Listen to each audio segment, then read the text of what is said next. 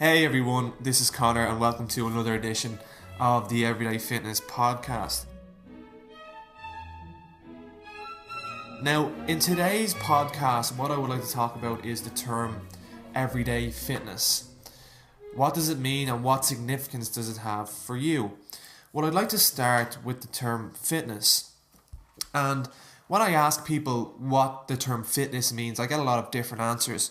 For some people, fitness is weight loss or body composition, and usually that means fitness to them is being able to look a certain way. To other people, fitness is being able to lift a certain weight or to perform a certain activity.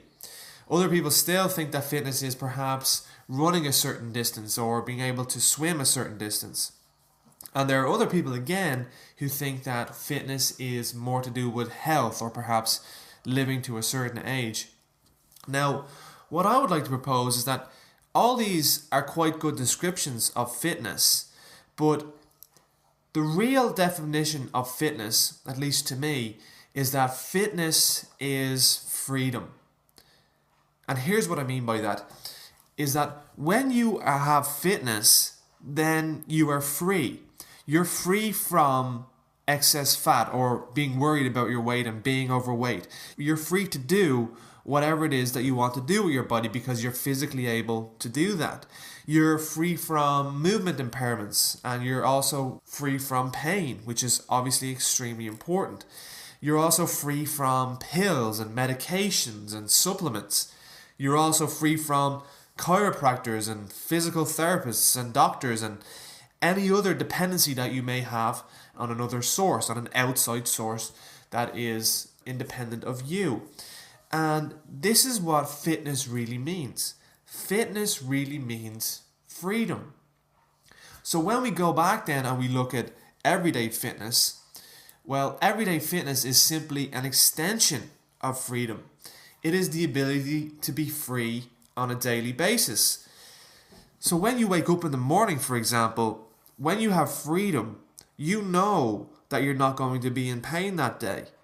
You know that you're going to be able to do whatever it is that you want and need to do that day. You also know that you're going to look your best that day. And you know all this because you have freedom. You have set your life up in a way where you have everyday fitness. And when you do this, life becomes so much easier.